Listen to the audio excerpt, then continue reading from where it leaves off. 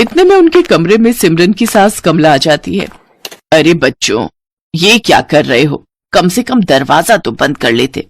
माँ ऐसा कुछ नहीं है, वो तो बस हम टकरा गए थे। कोई नहीं बच्चों, अभी तो तुम्हारे दिन है खेलने कूदने के। चलो अच्छा, अब तुम दोनों फ्रेश होकर नीचे आ जाओ, खाना लग गया है टेबल पर।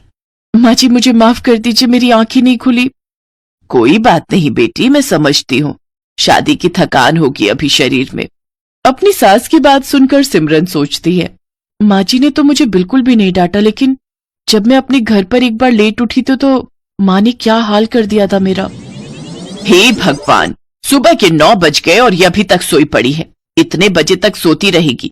अरे घर के काम धाम नहीं करने क्या? तेरे पापा का टिफिन और घर की साफ सफाई कौन करेगा? चल अब उठ। माँ मेरी तबीयत ठीक नहीं और बुखार सा भी लग रहा है।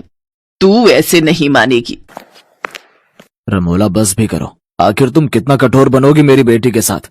मैं जानता हूँ कि तुमने उसे जन्म नहीं दिया, लेकिन कभी तो उस पर झूठी ममता दिखा दिया करो। आप चुप रहिए जी, मैं जो कर रही हूँ इसकी भलाई के लिए कर रही हूँ। कल को ये ससुराल जाएगी, वहां बीमार होगी तो क्या वो इसका बहाना सुनेंगे? नहीं ना, अभी से इसे तैयार कर रही हूँ। ठीक है, लेकिन उस बेचारी के साथ जरा ठीक से पेश आया करो, आखिरकार वो हमारी इकलौती बेटी है। तभी नैतिक सिमरन से कहता है, सिमरन कहाँ खो गई? चलो तैयार हो जाओ। हाँ हाँ। कुछ देर बाद सिमरन तैयार होकर नीचे आ जाती है, जहां उसकी सास उसकी नजर उतारती है। थू थू थू थू, मेरी बहू को किसी की नजर ना लगे। मेरी प्यारी बहू, अब खाना खा ले। वो सब मिलकर खाना खाते हैं। फिर सिमरन प्लेट उठाने लगती है तो उसके हाथ से एक प्लेट नीचे गिर जाती है और टूट जाती है। अब माँ जी मुझे माफ कर दीजिए, वो मैं कोई बात नहीं बहू। अरे क्या हुआ बहू, तू इतना घबरा क्यों रही है? कुछ भी तो नहीं हुआ। बर्तन है, टूट गया तो क्या दूसरा आ जाएगा? नहीं नहीं माँ जी, वो मैं सचमुच, मुझे माफ कर दीजिए। मैं बहुत गड़बड़ करती हूँ, मुझे मत जलाइए, मत मारिए। करम जली, तूने ये नया कप तोड़ दिया, मेरा नुकसान कर दिया। अब देख मैं क्या करती हूँ। रमोला चूल्हे में से गरम लकड़ी निकालकर सिमरन के हाथ पर लगा देती है। सिमरन जोर जोर से चिल्लाती है, मत जलाइए मुझे, मत जलाइए। नैतिक जल्दी से सिमरन को गले से लगा लेता है। क्या हुआ? कौन जला रहा है तुम्हें? बहू क्या हुआ मुझे बता। माँ जी एक बार मुझसे ऐसे किसी का कप टूट गया था तो उसने मुझे जला दिया था। लेकिन हम तुझे ऐसी कोई सजा नहीं देंगे। तू मेरे पास आ और मेरे गले लग जा। मेरी बच्ची, यूं घबराते नहीं। ऐसे ही दिन गुजरते हैं। कमला अपनी बहू को बहुत प्यार करती थी। वो उसे किसी भी गलती के लिए डांटती नहीं थी, वो उसे प्यार से समझाती थी। कमला अपनी बहू के लिए कुछ न कुछ खाने के लिए बाजार से लाती रहती या नए नए कपड़े उसके लिए बनवा देती। अपनी सास का ऐसा प्यार देख सिमरन की आंखें खुशी से भीग जाती थी। ऐसे ही एक रोज कमला सिमरन की पसंद का गाजर का हलवा बनाती है और उसे अपने हाथों से खिलाती है, तो सिमरन की आंखों से खुशी के आंसू बहने लगते हैं।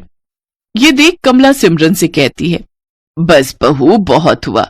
मैं जब भी तुझे ज्यादा प्यार देने की कोशिश करती हूँ तो तेरी आंखों से आंसू बहने लगते हैं। आखिर क्या बात है बेटी, अपनी माँ समान सास को नहीं बताएगी? माँ जी आप तो बहुत अच्छी हो और मुझे बहुत प्यार करती हो, लेकिन तभी दरवाजे पर दूध वाला आता है। सिमरन को देखकर उसकी नजर उस पर फिसल जाती है और वो उसका हाथ पकड़ लेता है। छोड़ो छोड़ो मुझे, छोड़ो। एकदम मलाई की तरह मखमली हो तुम तो। तभी कमला भी वहां आ जाती है और उसे देखकर दूध वाला कहता है, माँ जी देखो ना, आपकी बहू मेरा हाथ पकड़ रही है। कमला जोरदार थप्पड़ उस दूध वाले को मारती है। नास पिटे, तू मेरी बहू पर इल्जाम लगाएगा, उसे छेड़ेगा, ये ले। कमला उसे मारकर वहां से भगा देती है। अपने ऊपर अपनी सास का भरोसा देखकर सिमरन रो पड़ती है और अपनी सास के गले लग जाती है। आप बहुत अच्छी हो माँ जी, आपने मुझ पर भरोसा किया, नहीं तो माँ तो। क्या माँ बहू, आप पूछ रही थी ना कि आपका ज्यादा प्यार पाकर मेरी आंखें नम क्यों हो जाती है? क्योंकि बचपन से लेकर आज तक मैं जिस प्यार के लिए तरसती रही, वो प्यार आपने मुझे दिया है।